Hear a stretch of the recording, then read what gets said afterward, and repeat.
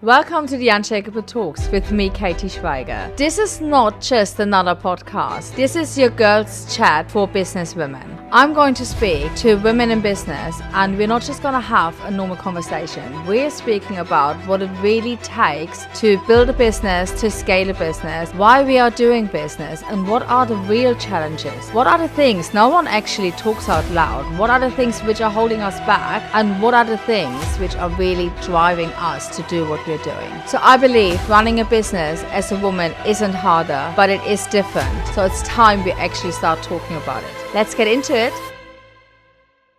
On today's episode of the Unshakeable Talks, I'm getting to speak to Vanessa. And Vanessa is a fatigue and burnout specialist, but we are really having a conversation which will completely turn the wellness and health industry for women upside down. For me, this episode has been actually quite eye-opening, and I immediately thought about my own health, my mother's health, my daughter's health, and even my dad's health. So you definitely have to listen to this one. Welcome to the Unshakeable Talks, Vanessa. I'm excited to have you on because we are going to talk about something which isn't being talked about a lot amongst women and female health. You are specialized in burnout and fatigue. Yeah. But take me back on where this journey started, because you're a qualified nutritionist, and prior to what you're doing right now, you were... in your own words, pigeonholed a little bit in the menopause space. So let's start from the beginning and unwind. Where did your journey start to become a nutritionist, and how did we end up being here where we are now? Yeah, so I had always had an interest in natural health. I think I was always drawn to it. When my son was born, I didn't want to, I wanted to use homeopathy and things like that. So I was very much into that whole natural health nutrition. So that was sort of like my hobby. And I don't know whether this resonates, but when I was back in my teens, like at the age of 15, I was put on the pill just because I had heavy cycles, and the doctor put me on the pill, and little did I know the damage that would do. And so when I got into my 20s, I started to really struggle with hormonal issues, and also my gut, my digestive system was terrible. And this went on for quite a few years. And then in my 30s, I discovered that I needed to do something about it, because I was going from doctor to doctor to doctor and not actually getting any solutions at all. They were trying to give me medications. They didn't work. They made me worse. And so I started to do, as you do, research, and I discovered that there were much more natural ways to approach these things. And so a lot of trial and a lot of error, and I discovered ways to heal myself. And so I was sort of using that and helping friends with things as well. And then I was working in, around about my very early 40s, and I was in a job, and I was the company went bust, and I found myself in a position: do I now go and get another job, have to commute back into London, because at this time I was working more locally? And I thought, I actually want a career change. And it was, I think I was weirdly in the middle of a meditation, like a really deep meditation. And I sat up and I was like, oh my goodness, I want to be a nutritional therapist. I don't know where it came from. And I decided to retrain.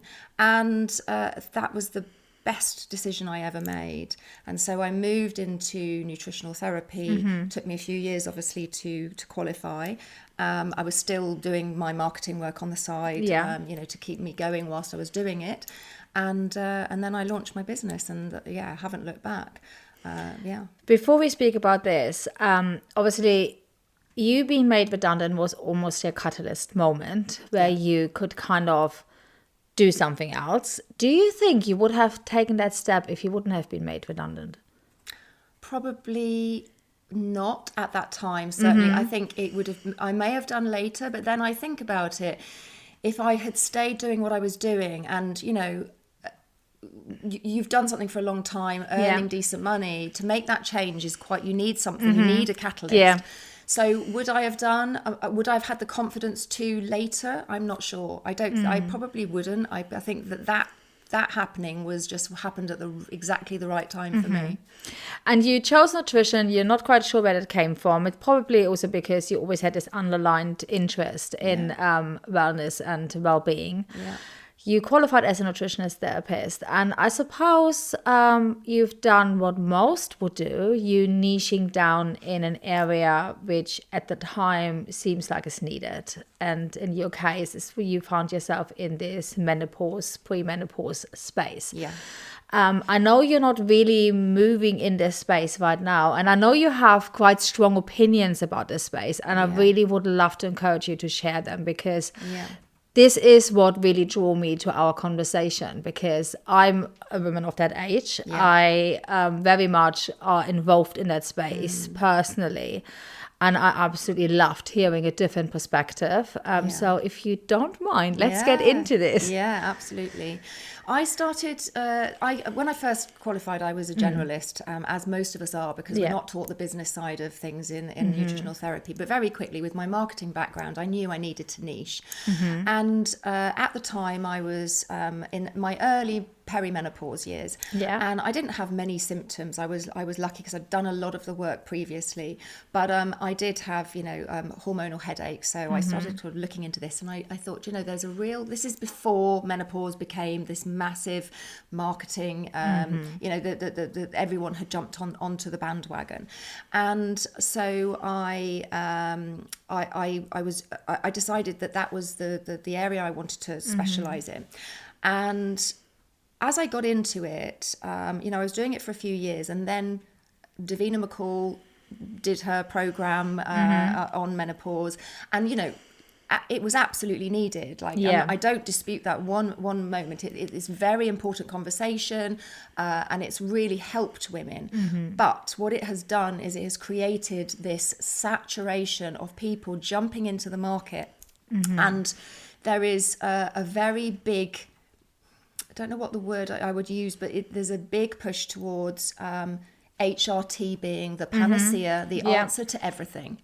And my view is very different. I see perimenopause and the symptoms of perimenopause as the straw that breaks the camel's back in a body that's already dysregulated. When you come into perimenopause and your hormones start to change and they fluctuate, and we're not going to go into the details of it, but there's a lot of fluctuation going on, especially in the earlier stages of perimenopause. Your body will deal with it in whatever way it can based on the tools that it's got. And women who struggle with perimenopause are going through it coming into it with issues already existing, imbalances in the body. And I don't believe that just throwing in HRT and sending women on their way is the answer. I think it's a complete disservice to women. And when women understand actually that if they work on the foundations, they may not need HRT, or they may not need such high doses, women often are really open to that, and they want to do that.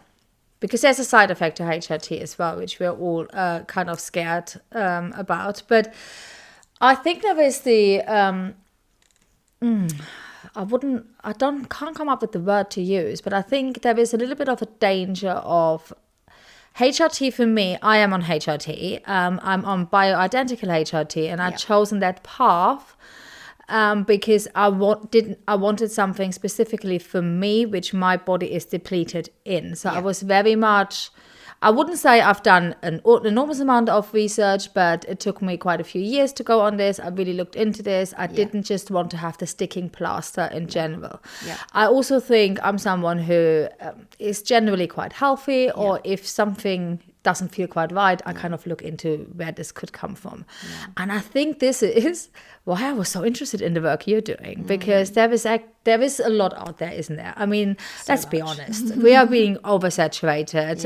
It's the biggest marketing engine there is out there, the wellness industry. I have no idea how much money I spent over my lifetime on wellness products, but it's a substantial amount, and I think everyone listening can relate to this. what makes what you're doing now different to everything else which is around there? And tell me what it is you're doing. Yeah. So when I was working in the menopause space, I was my main focus was on people who had fatigue, and when I say fatigue, it's not just tiredness. Like it can be exhaustion, it can be extreme exhaustion, but also brain fog and sleep issues and flat moods, lack of motivation. Like the amount of women that used to be so driven, and now they say they've lost their mojo, they get up and go. And so it's sort of that whole thing. And I was doing that in the menopause space. I do exactly the same now, but it is without the menopause, the restriction of menopause. So it's basically anybody who is having those symptoms. That's the area I work in. And the way that it's different is that I use something called HTMA, which is hair tissue mineral analysis, and it's basically used. And this isn't the only thing I do. Obviously, there are many foundations, but this is a really key thing. It's looking at the mineral content of the hair and the heavy metals as well, and these things deposit in certain patterns in the hair, and so we analyze those, and it then gives us information about how the body is or isn't producing energy, and also metabolic state, so metabolism, speed of metabolism, all of these things. It gives us a whole host of other stuff as well. When I started using that in my practice and and just in my business in general, the results were astounding. They were absolutely, it was a phenomenal difference. I could get people feeling better so much quicker, and so that's why I do that. But it's not it's not as well known as I think it should be. In the States, it's much bigger, and here it is slowly having a bit of a revival, which is great. I've never heard of it, to be honest, and I'm quite sad that I've never heard of it, because I wish I would have known about this before. But take me back to because you tested it on yourself as well, didn't you? You came to this because you were at the point in your life where you were really fatigued. You weren't in the quietest space yourself, and you were looking for something to fix yourself. So a few years ago, I lost my dad very suddenly, and it was a very short illness, and it was a complete shock. And then on the back of that, something happened related to him dying that was incredibly stressful and went on for about 10 months. And it kept me in a fight or flight state for that period of time. And over that time, I basically by the end of it, I was burnt out. I was really struggling. All the symptoms that I talked about, I had brain fog. I couldn't think properly. I didn't want to do anything. I didn't want to go anywhere, but I didn't even have the energy to do it. Like my dog, I absolutely loved taking my dog out for a walk. I couldn't do that. 20 minutes, and I would have to come back and sit on the sofa for an hour to recover. It was ridiculous.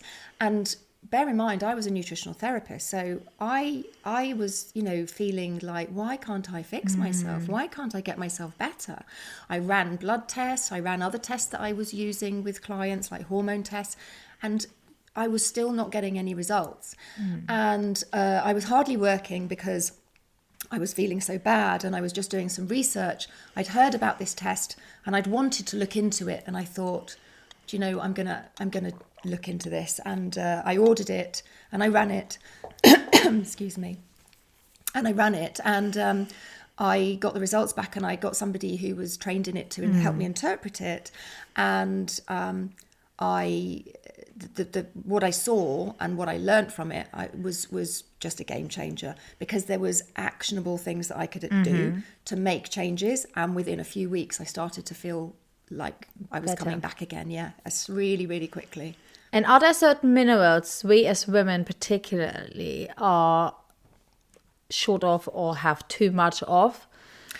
So what I most commonly see There's two patterns that are the most common with women who are going through the things that we talked about.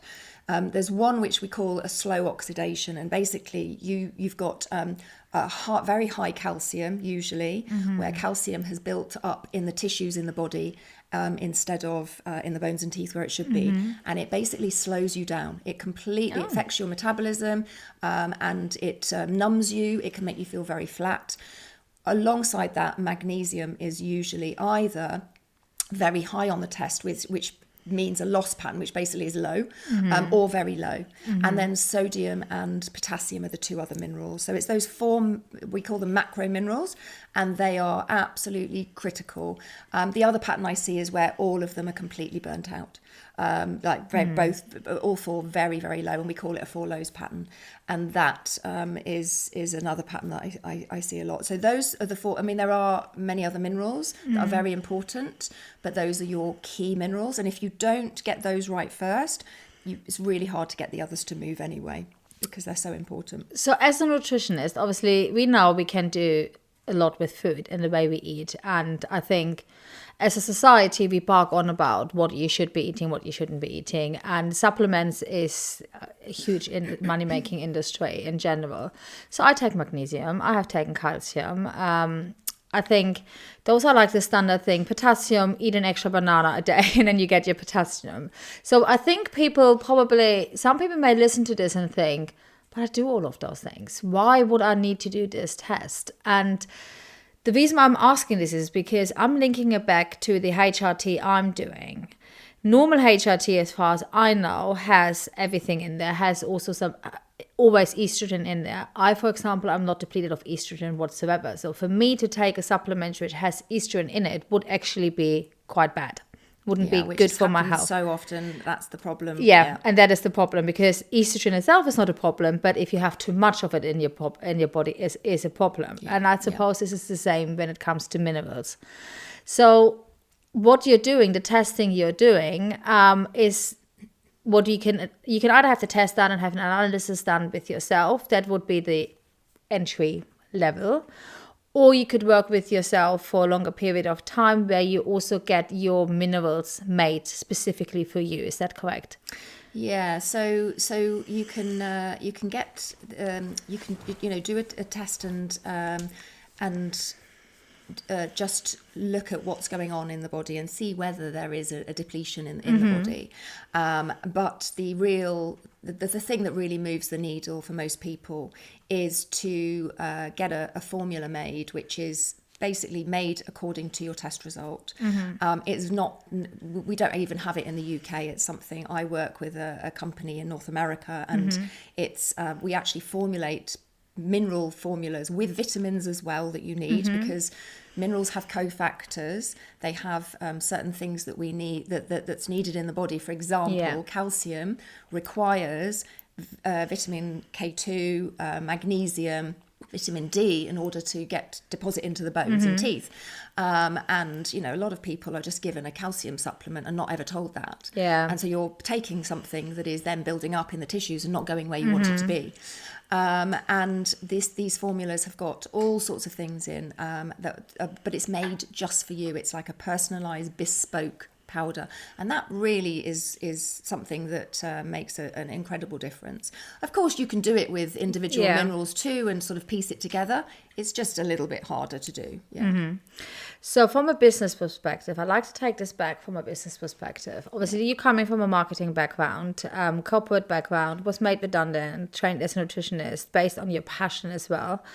Traditionally, a nutritionist is, I suppose, quite a straightforward job or way or a service to advertise to people.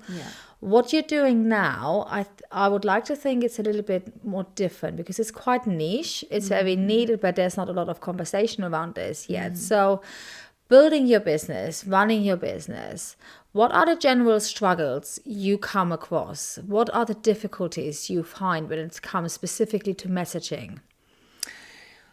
The messaging. One thing that I got wrong when I started doing this was that I was trying to be too general and talk to too many too many different symptoms. Yeah. And actually what I found was that when I started to really hone in, and it's quite a scary, in my industry, it's quite a scary thing to do, because you feel like if you become too niche, and I'm sure it's the same in other industries as well, if you become too niche, you're not going to appeal to enough people. Yeah. But actually what it does is it puts your hand up to the people that actually are looking for you. Yeah. And anybody else, it sort of moves on by. And that's really what you want. It took me a long time to really work that out.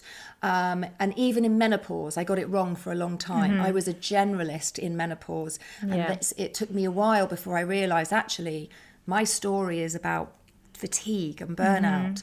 And that's the thing that I enjoy doing. It's the thing I enjoy helping people with. So when I started to get the messaging right, people would find me because they knew that's exactly what I did. That, you know, there's plenty of menopause specialists, menopause doctors, etc., if they want more general. But I'm very, very, you know, I was very specific. And then now, more recently, I've moved out of menopause and I've just gone fatigue, which is even more niche in a way. But it's it helps people, because if that's what they're struggling with, then they're going to find you. Also, I think it's something we specifically as women in business are struggling with. And I think it's something which is pushed off, which is just, oh, it's been a busy day, it's a busy period, we're just a bit exhausted. I don't think we take it seriously enough. Would you say that generally fatigue is a catalyst to burnout, or is it a result of burnout? I think that it's probably a catalyst. I think it's the thing that takes us down that road of depletion. And, you know, burnout is many things. It's triggered by many things. It's you know, nervous system is a huge part of it. But fatigue is certainly the road on that direction if you don't do something about it. And it, you know, it's not just about minerals. It is about the nervous system regulation. It's about making sure that you're sleeping properly, the circadian rhythm, and all of these things. But ultimately, I think women are ignoring when they're feeling tired and just putting it down to being busy. But actually, if you think back to when you were, you know, maybe 10 years prior, and you were just as busy and your life was just as hectic, did you feel like that? And if you didn't, then something has changed, and you know, there, and doing something about it sooner rather than later, especially if you are not yet into perimenopause. You sort your body out. Excuse me. That's okay. You sort your body out prior to coming into perimenopause. You are going to have a much easier route through perimenopause and menopause. It sort of makes a massive difference. So, but when you say, look back at your life, how it was 10 years ago, where you were equally as busy, and how did you feel then? See, I would argue 10 years ago, my life was very, very different to now. Yes, of course I was busy. Life is busy, but 10 years ago, my life was completely different. So I would struggle to make that comparison. Right. So are there any I'm thinking about the listeners here. Is there anything, any touch points, any symptoms you could name, which if I hear them and think, oh yeah, that's me, maybe I should look into this a little bit more? So I think that if you are waking up in the morning and struggling, you know, feeling like you don't want to get out of bed, or it's a real struggle to get going in the morning, that is an indicator that the body is not, you know, you should feel energetic enough to get up and start your day. And if you're kind of having to push yourself, hitting the pause, the snooze button on the alarm, then that's an indicator. If you get to the middle of the afternoon and you are feeling, you know, sleepy and wanting to have a nap, that is an indicator. I used to do that, and I thought that was normal. I didn't realise that was actually... I thought until right now that this is normal. Like 3 o'clock, 4 o'clock, the coffee has to be made. And I used to do that, and you know, many years ago I would reach for a chocolate bar. But I don't get that anymore. I don't have it. My afternoons afternoons, my energy levels are no different to my morning. Okay. At the end of the day, when you get to the end of the day and the evening, if you are absolutely exhausted and having to drag yourself into bed and you don't have enough energy to get you to the whole day, then that is a signal that the energy is not what it needs to be. If you haven't got the energy to do all the things that you want to do in your life, and that varies for everybody. If you haven't got the energy, then that is another signal that, because you should have, well, it doesn't matter. The people say, well, when you hit your mid 40s or 50s, with aging, energy is not as, we've got to expect that we're going to be tired. I don't buy into that, because I know plenty of people in their 50s, 60s, 70s who have lots of energy. So it's not an age thing. But it is something that does happen because as we get older, we're more depleted. Our bodies are it's like anything. The body ages if you don't do something about it. So it's not a given. Yeah, but why are we not talking about this more? Because there's the one sentence you said, if you wake up in the morning and you feel like you don't want to get out of bed, you can't get yourself out of bed. If I would go to my GP today and say this, he would probably give me an antidepressant and would say I'm depressed. Yeah, he would. Yeah, am I right? Yeah. That's the first thing I had in my head, going through my head when you were saying that symptom. They might, if you're lucky, run some blood tests. But they are not really enough, and I know this from only because I have medical professionals in my family, so I can make a better adjustment on this. I know that the average blood test, that never test for any vitamins, minerals, or anything like this. It's just a standard blood test you're gonna get, isn't it? Yeah, it is. Yeah. They don't, unfortunately, with the NHS and the way that it's, it is at the moment, they're going to be looking at some very, very, very limited markers. You might get ferritin tested for iron. Well, ferritin on its own is a useless marker. It doesn't tell you anything. It's actually storage of iron. It doesn't tell you about how your body's utilizing iron, whether there's enough iron in the system, whether, it's just, on its own, it's useless. Thyroid, all they'll test is TSH, T4 if you're lucky. Again, on their own, not useful markers. Useful for detecting whether there might be a disease like hypothyroidism, but a lot of people don't fall into that bracket, but they're still knackered, and so they get sent on their way and told they'll do vitamin D as well, you'll get very little more than that. You'll get a full blood count. It's not enough, and then the doctor will possibly offer you antidepressants, which I just find bonkers. I've been offered antidepressants so many times in my life for various things. First was with my weight. I'll never forget this day. I went to the for weight. I mean, it's just I went to the doctors and said, because I went to the doctors to have my thyroid tested, because my mum said, Katy, go and have your thyroid tested. There must be something wrong with you, which I did. And the first thing they asked me was, are you happy with your weight? And I'm like, duh, no, that's why I'm here. And the next thing they said, would you like some antidepressants to make you feel better? So that was it. I feel like it's being handed out a little bit like candy. Obviously, there's a place for it, no question. Absolutely, it has its place, but it's used far too often. Yeah. So I find this hair analysis really, really, really interesting. But your business is so much more than just this, because I know that you are one of the 5 women chosen from the company who is mentoring actually practitioners in this. So tell me a little bit about this, how you came to this, because for me, this is instantly a huge credibility factor for you and your work. So when I started to do HTMA in my business and use it with clients, I was doing quite a lot, because when people realised what it was and they understood the value of it and what they could find out, a lot of people wanted to do it. And so I started working with this company in North America, and they do the supplements, the personalised supplements. And I was ordering so many that the founder wanted to move away from doing everything herself, and she needed help with mentoring other practitioners.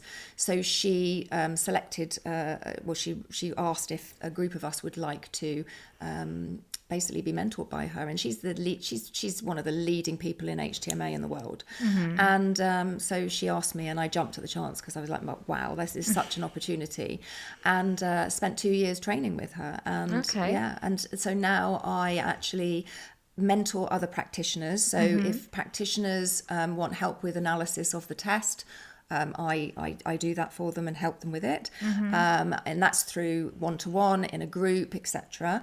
And I also tutor and mentor the level 1 HTMA clinical HTMA training course. So yeah, I've got that goes on as well as doing my own personal client work as well, and it's brilliant because I've learned so much, which I can obviously apply with my clients, but also just helping other practitioners to be able. So for me, doing what I do, one of the drivers was to help as many people as possible, and actually this is my way of doing it, because there's not enough hours in the day for me to help, but if you're helping practitioners to then help other people, it's huge. I love it. So when you talk about your clients, they're obviously benefiting from your huge expertise and your exposure within the company's structure as well. Who is your average client? So I have, I'd say, probably 2 different key client types. One is somebody who is incredibly burnt out. They may, or somebody with chronic fatigue syndrome, so actually diagnosed with CFS. So that some of my clients are in that category. And then I've got others who perhaps are not at that stage, but they are struggling with their energy. They don't feel like themselves. They're not enjoying life as much as they were.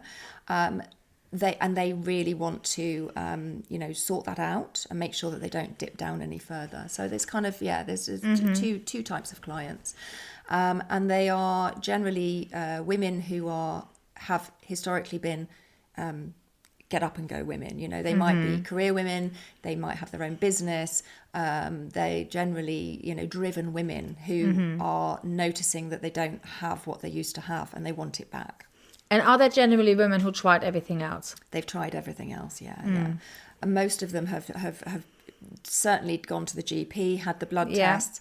Some of them have tried doing other things in the natural health world. There's a lot of people have tried a lot of things. A lot of people have tried self-supplementation. There's so much. I mean, you probably get bombarded with ads. I didn't mean that. But I know what you mean. You're just bombarded, and everybody does. And some things you try them and they help. But you can also end up spending a huge amount of money and actually not know whether it's making any difference and helping you. And so this is a way to do it so that you actually giving your body what it needs. Does it frustrate you to see the oversaturating market of wellness products, vitamin products, all the things we're being bombarded with, where from A, from your personal experience, B, from your scientific knowledge you have about the whole field of minerals? Does it frustrate you? It does a little bit sometimes. Sometimes I can imagine. Especially the big companies that get the big bucks behind them. And they have got just very big marketing machines. And I see the things that they're selling and also the quality of some of the product. And I know people are taking them and spending a lot of money. And I just feel, it's a shame that people don't know about how to do it properly because, it's... But I guess I'm in another way, I'm pleased that people are taking more notice of natural health and actually of looking after themselves. So maybe it's just a journey and a step towards it. I think there's still a lot of work to be done. Yeah. And I'm a huge consumer. I'm not going to lie. I buy into things very easily. But I'm also someone who's questioning a lot those things. And I feel like specifically in the industry, specifically online, there's a lot of noise, but no substance. Yeah. So how do I, as a consumer, actually weed that out, that noise, and get to the substance? Well, I'm obviously very interested in what you're doing, but I also looked into this when we decided to have this episode. I've never heard of it before, so I guess there is an exposure problem. We need to talk about this more. We need to know about this more. And not just the standardized options we've been given. But also there needs to be, for me, What is it exactly where you can tell me, or what tells me that this is something of substance rather than another phase or another like trendy product out there? I think that you've hit the nail on the head with trendy products. You know, I don't know whether you've seen the one of the recent ones is creatine. That every woman, I've got some in the fridge ready for me. My husband prepares it every morning for me. It's in the fridge, ready to be drunk. But it's led women to believe that you know, it's the missing thing, and that if they do it, that it's going to help them build muscle and blah blah blah. And yes, there is science behind it, and creatine, but it's just another thing that has come along. You know, before that it was collagen, and collagen is obviously also really big. I do both. And so do I. I take collagen, but I think if people go into it thinking that that's all they need to do is just take some collagen and then they're going to fix things, that's not the approach. And I think you've got to come into it with that mindset, is that it's a tool in your box. Yes, it can help with certain things, but actually it's not the answer to everything. And when there is something that is being pushed on marketing, and you're seeing a lot of influencers talking about it, be a little bit skeptical. Ask questions. Why has this suddenly become such a big thing? Why is everybody jumping on the bandwagon? And it might be helpful for you, but is it actually going to be, is it the right thing for you? Because it's not the right thing for everybody. When I start working with clients, one of my questions on my intake form is, what supplements are you taking? And I can't tell you the list. The list is long. And then when I ask them, why are you taking each one? And I ask them always, why are you taking this? Why are you taking this? Why are you taking this? Often they don't even know. Yeah. They read about it. Or we heard about it. There was a really clever Instagram ad about it while we were scrolling. And then I say, well, does it make you feel any different? Do you feel better for it? Not really. So then why are you spending your money on it? Like, take something, if it makes you feel great, brilliant. If you're taking creatine and you notice a difference, you're measuring your muscle mass and it's increasing with the exercise that you're doing, great, use it. But if it's not making any difference, then why are you taking it? I think you've got to ask yourself the question with all of your supplements, because it's expensive. There's a lot of money. It's really expensive. But do you think we as a society, we are almost like a little bit lazy when it comes to this, like asking those questions? I think so. I feel we all, in general, and that specifically in business as well, like everyone wants a quick fix. Everyone just wants a quick result, and anything. That's why marketing works so well, doesn't it? I'm not so much sure it's laziness, but lack of time. I think we're so time poor because we're busy that things like that, if they're not high priority, it's much easier to just follow what other people are doing. You see an ad, you read the reviews. Oh, people, really, really great reviews. I'll get that. I think it is because people just haven't got the time to spend on it. So if we have listeners thinking, okay, that's great, that sounds good, it makes sense, but yet again, it's another thing I have to pay for and do, and it's just a money-making exercise. And the reason why I'm asking this is because I know, and we're not going to speak about money here, but I know that it's extremely affordable actually to have the test done with you. I was very surprised by this. And immediately in my head, I'm going, I need a test. My husband needs a test. My parents definitely need that test. But if I would just do the test and have the analysis done with you and don't go down the route of having the personalized minerals done by you in the company you're using, purely for financial reasons, I think a lot of people find themselves in this position. Will I still benefit from it? Will I still get enough guidance in terms of, okay, I'm depleted in this, so I go to Holland & Barrett's or other stores are available and get this, and that will make a difference? Or is it essential to have the absolute correct combination of things? No, there's definitely, it's definitely worth doing, because there are some people that don't go down the personalized mineral route and working with me, over a period of time.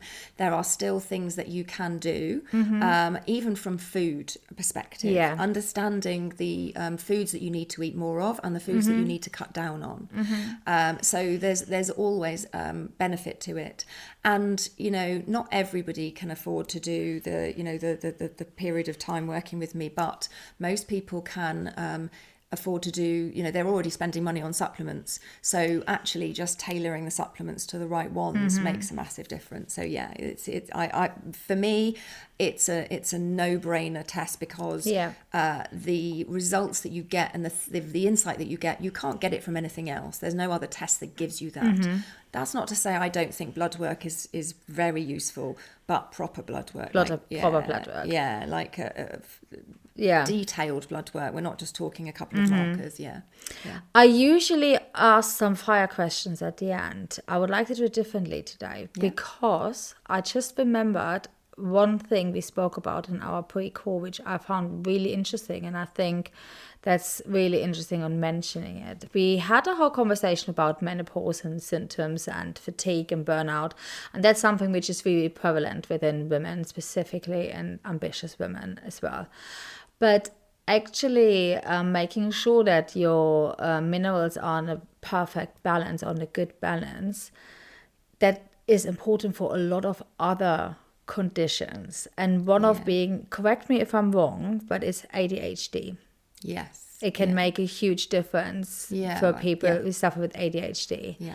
And I, funnily enough, spoke about this with my makeup artist this morning, because she has ADHD, and we always speak about this. My daughter keeps saying I have raging ADHD undiagnosed. So, but I found this really interesting, because it is important to know that we can actually manage health conditions. We're not going to cure it, but we can manage health conditions in a different way rather than just taking prescription drugs. Yeah, absolutely. Yeah.